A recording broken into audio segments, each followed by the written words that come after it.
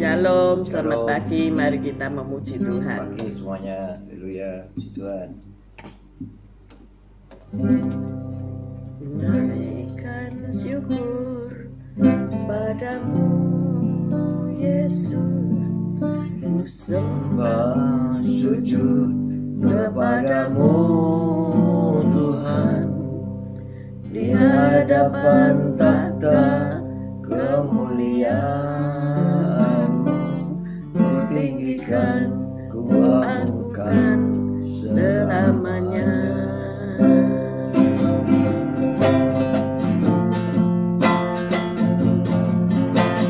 Naikkan syukur padamu, Yesus. Sembah sujud kepadamu, Tuhan, di hadapan tahta kemuliaan-Mu. Ku tinggikan, ku agungkan selamanya. Segala puji syukur bagimu, ku tinggikan namamu selalu. Kemuliaan hanya bagimu. Terpujilah namamu. segala puji syukur bagimu. Ku tinggikan namamu selalu. Kemuliaan hanya bagimu. Pujilah namamu. Segala puji syukur bagimu. Ku tinggikan Namamu selalu. Kemuliaan hanya bagimu. Terpujilah namamu. terpujilah Namamu.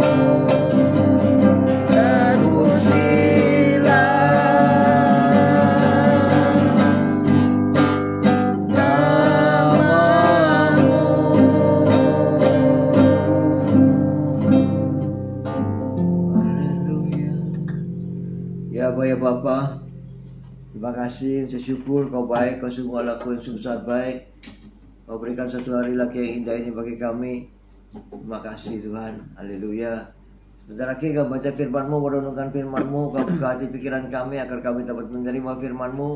Kau berikan roh pengertian bagi kami agar kami mengerti akan firman-Mu, dan Kau berikan iman yang kuat bagi kami agar kami dapat melakukan firman-Mu di dalam kehidupan kami, Tuhan Yesus.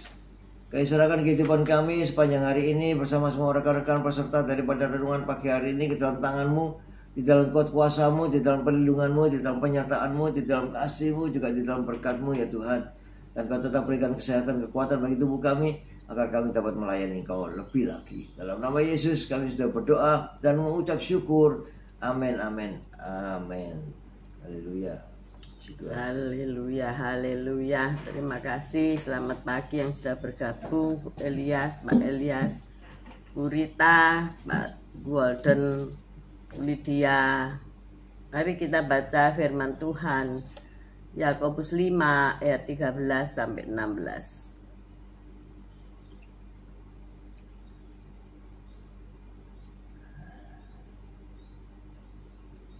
Yakobus 5 ayat 13 sampai 16. Yakobus 5 ayat 13, demikian firman Tuhan. Kalau ada seorang di antara kamu yang menderita, baiklah ia berdoa. Kalau ada seorang yang bergembira, baiklah ia menyanyi. Kalau ada seorang di antara kamu yang sakit, baiklah ia memanggil para penatua jemaat supaya mereka mendoakan dia serta mengoleskannya dengan minyak dalam nama Tuhan. Dan doa yang lahir dari iman akan menyelamatkan orang sakit itu, dan Tuhan akan membangunkan dia. Dan jika ia telah berbuat dosa, maka dosanya itu akan diampuni. Karena itu hendaklah kamu saling mengaku dosamu dan saling mendoakan supaya kamu sembuh. Doa orang yang benar bila dengan yakin didoakan sangat besar kuasanya. Amin. Amin, amin, amin. Yakobus menekankan bahwa kalau ada yang sakit, hendaklah kamu saling mengaku dosa. Jadi di sini kita melihat konteks ya. Jadi kalau ada yang sakit mungkin diakibatkan dosa yang tersembunyi. Maka dalam hal ini Rasul Yakobus meminta untuk saling mengakui dosa.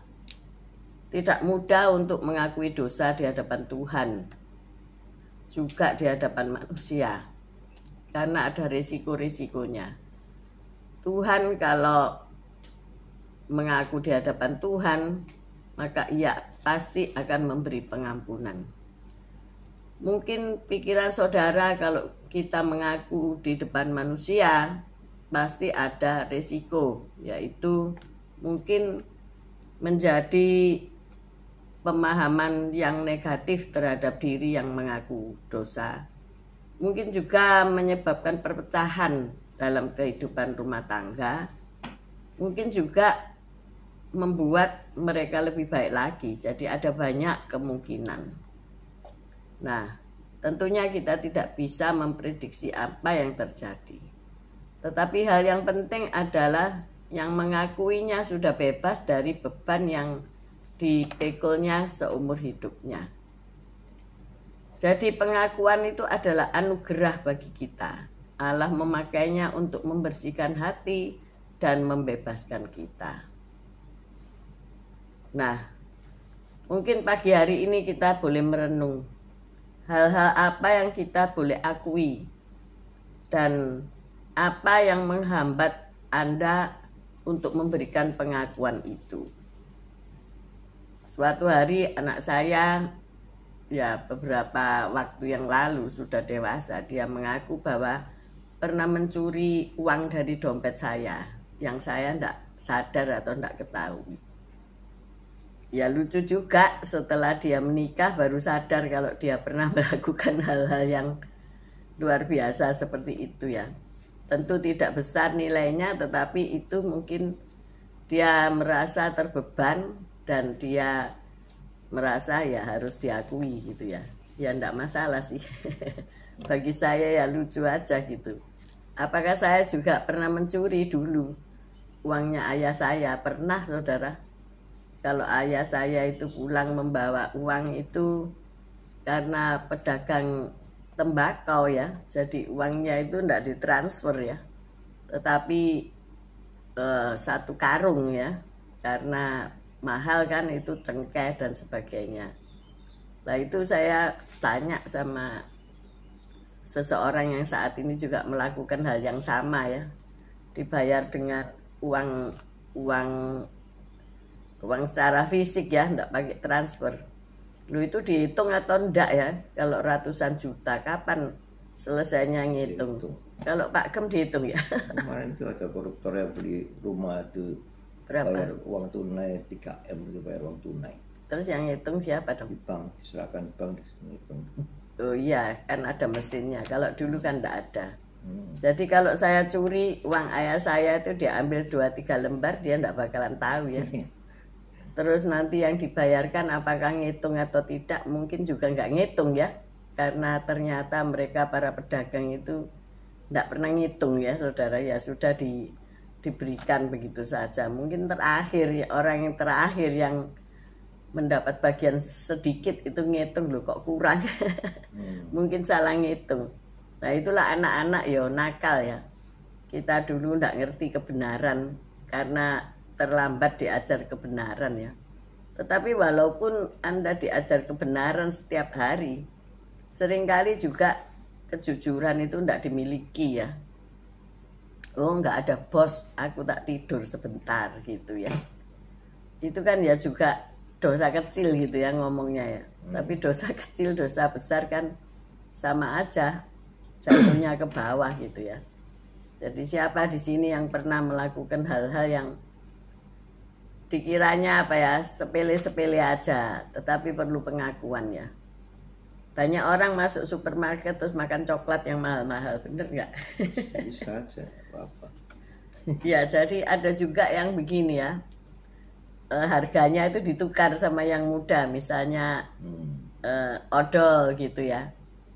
Terus ditukar harganya jadi sampai di kasir, tapi sekarang nggak bisa ya, karena harganya nggak ditempel, sudah di print melalui barcode ya. Ya mungkin dari pengalaman-pengalaman seperti itu. Isinya ditukar, tapi sekarang di lem. Tidak bisa dibuka ya. Iya, saudara, dari odol yang merek mahal dimasukkan ke kotaknya odol yang paling murah. Nakal ya. Iya, tapi tidak bisa sekarang di lem permati. Iya, bisa. Ya itulah kenakalan-kenakalan pembeli ya. Manipulasi, apalagi banyak hal-hal yang perlu kita akui ya. Mungkin sama orang tua kita minta maaf, dulu aku tukang curi uang gitu ya, mama papa nggak tahu gitu ya. Sampai hari ini siapa yang istrinya suka bongkar dompetnya Miswa. Pak pinjem Pak dompetnya. Kalau aku sih bilang, Pak pinjem uangnya, tapi kapan balekno nggak pernah. Tapi pernah kok, nanti aku transfer ya. Jadi kita sedapat mungkin punya kehidupan yang ringan ya. Nggak usah simpen-simpen dosa, nggak usah simpen-simpen rahasia ya. Diakui lah. Ya diakui kalau jahat, kalau salah, kalau suka marah-marah, diakui semuanya.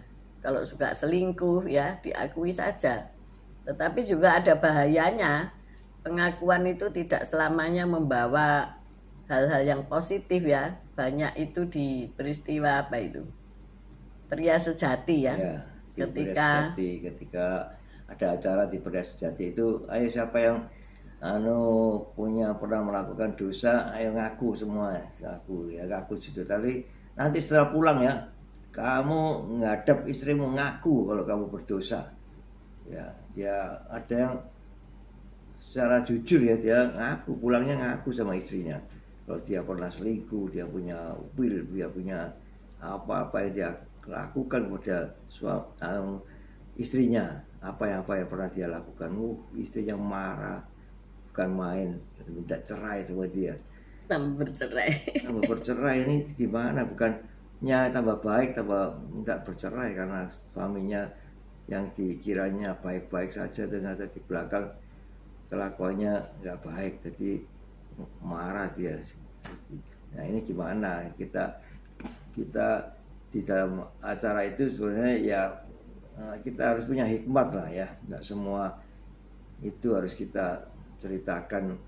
Kalau kita mau bertobat ya bertobatlah mulai hari ini, tidak melakukannya lagi. Sudah yang lalu ya sudah berlalu. Perlu seolah-olah kita harus jujur, harus kita ngaku ya. Tapi begitu ngaku ya itu bencana terjadi ya. Ya memang itu tidak mudah.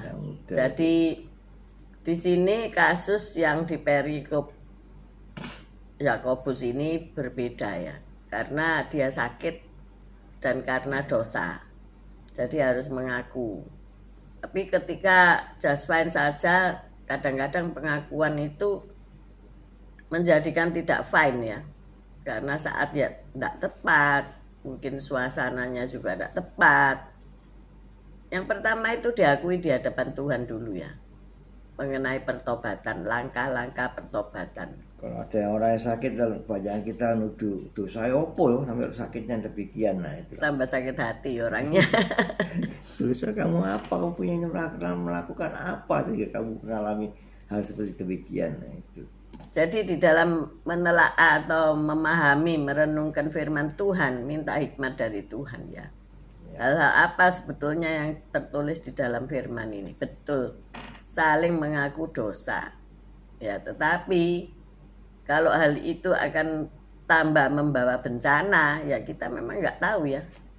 Bencana apa nanti yang terjadi setelah pengakuan itu. Nah, kita harus bertanggung jawab kan terhadap hidup kita masing-masing. Saudaralah yang tahu bagaimana pasangan saudara modelnya. Saudara juga tahu bagaimana istri saudara modelnya ya. Jadi harus perlu hikmat minta tuntunan kepada Roh Kudus. Ya, sampai satu saatnya Tuhan memberikan rekonsiliasi, pemulihan masing-masing. Mungkin ada yang punya pengalaman atau menurut saudara bagaimana, harus jujur-jujur saja atau dengan cara yang bagaimana, coba saudara boleh ketik ya, karena ini tidak mudah. Jadi pengakuan yang bisa membersihkan dosa-dosa kita, yaitu yang pertama kita harus terima Yesus Kristus sebagai juru selamat kita. Kita sudah hidup tidak di dalamnya.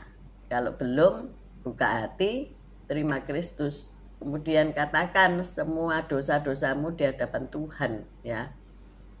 Mungkin di sini ada gembala yang bisa dipercaya ya, tidak ember, sehingga saudara mempercayakan rahasianya untuk tetap ditutup rapat-rapat. Nah, itu juga sudah meringankan perasaan saudara. Karena apa? Sudah di-sharekan kepada orang yang bisa dipercayai.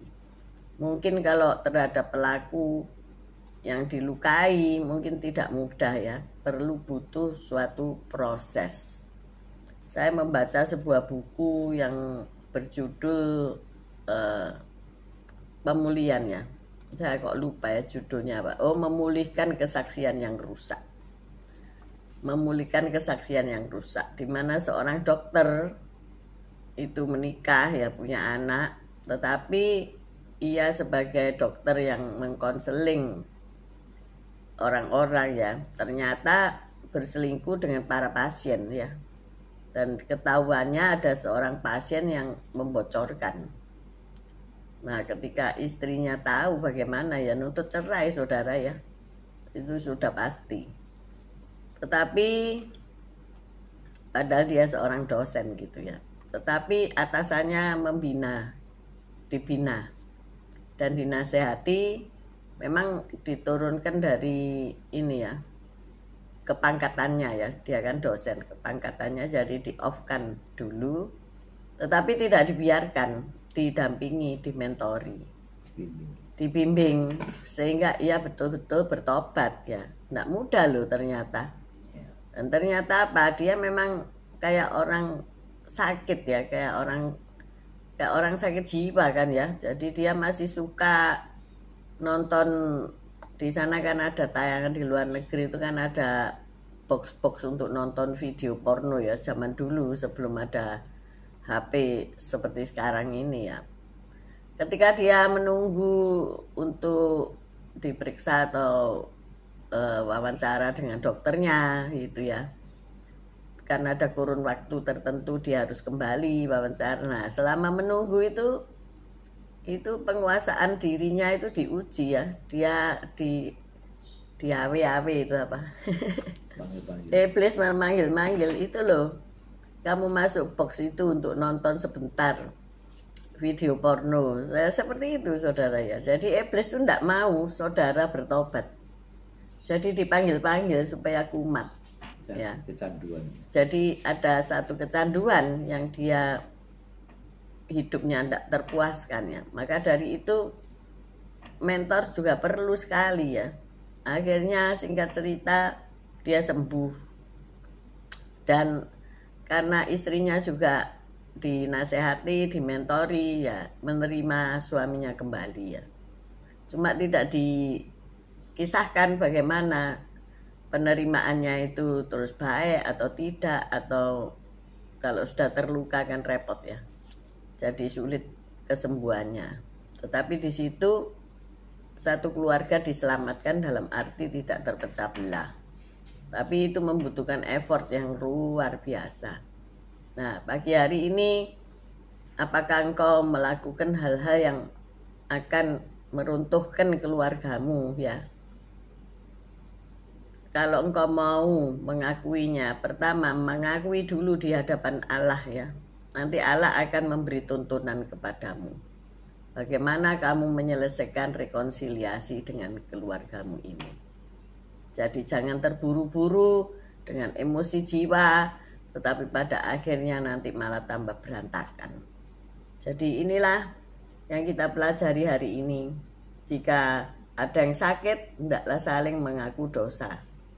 Kalau sakitnya tidak sembuh-sembuh, mungkin orang bisa meneliti, apa ya dosamu ini kok tidak sembuh-sembuh. Kadang-kadang ya tidak diketemukan ya dosa apa ya. Karena memang ya belum sembuh aja gitu ya. Menunggu waktunya Tuhan untuk Tuhan menyembuhkan dengan baik. Tetapi seandainya juga meninggal, maka ia pun sudah berada di dalam tangan Tuhan. Karena ia sudah menerima Yesus Kristus sebagai Tuhan dan Juru Selamat. Ada seseorang yang memang kebencian ya, punya kepahitan, sehingga ia sakit kanker otak ya. Mengerikan ya, kok kanker kok ke otak ya sampai gitu. Tapi ketika ia sudah mendekati ajal dan masuk ke ruangan khusus, dia merasa sudah naik ke surga ya. Tetapi di pintu surga dihadang dan dikatakan, kamu tidak bisa masuk sini karena kamu tidak mengampuni. Ini lain lagi ceritanya ya. Ini dia tidak mengampuni gitu ya. Dia tidak mengampuni seseorang yang membuat ia masih memendam rasa dendam itu. Maka ia dikatakan suruh kembali dulu mengampuni. Itu enak ya kalau disuruh kembali. Kalau misalnya langsung dimasukin ke kegelapan, ke alam maut, lak soro ya saudara ya. Maka ia mengampuni. Ia melek kembali dan mengampuni. Dan luar biasanya adalah ia kemudian sembuh. Sampai hari ini sembuh saudara ya. Ini kuasa pengampunan. Maka dari itu pagi hari ini, ayo yang sudah bertobat jangan berbuat dosa lagi. Sebab nanti angel membetulkannya lebih susah ya. Seseorang kalau dilukai 2 kali lebih parah ya. Apalagi dilukai berkali-kali, makin parah gitu. Jadi hari ini, ayo mengaku dosa dapat melepaskan kita dari beban yang mengikat kita. Membebaskan kita untuk bersekutu dengan Allah. Untuk berdoa dengan hati yang terbuka kepadanya dan kepada sesama kita dalam komunitas iman. Pengakuan akan mendatangkan pemulihan. Amin. Mari kita berdoa. Terima kasih Tuhan Yesus atas firman-Mu.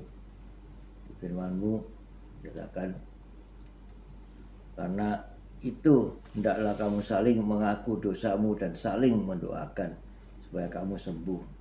2 orang yang benar bila dengan yakin didoakan sangat besar kuasanya. Terima kasih Tuhan Yesus. Ya Tuhan, ampuni segala pelanggaran kami, dosa-dosa kami, ketidaktaatan kami terhadap perintah-perintah-Mu dan ketetapan-Mu. Ampuni kami Tuhan Yesus. Dan kami mau bertobat untuk meninggalkan semua dosa-dosa kami, kesalahan kami, pelanggaran kami, dan Kau tetap bimbing kami. Kau tetap gandeng tangan kami untuk kami tetap berjalan di jalur-Mu, sehingga jalan kami tidak menyimpang ke kanan dan ke kiri, karena Kau telah menggenggam tangan kami, tangan kanan kami erat-erat untuk Kau tetap menuntun kami, sehingga kami tidak terjerumus kembali ke dalam dosa. Makasih Tuhan Yesus, dan Kau sudah rela mati di atas kayu salib untuk menebus semua dosa-dosa kami. Terima kasih Tuhan Yesus. Dan kami mau berlaku benar, mau belajar Tuhan, belajar terus menjadi orang-orang yang benar. Bukan saja menjadi orang yang baik, tapi menjadi orang-orang yang benar, terutama di hadapan Engkau. Terima kasih Tuhan Yesus. Haleluya. Amin.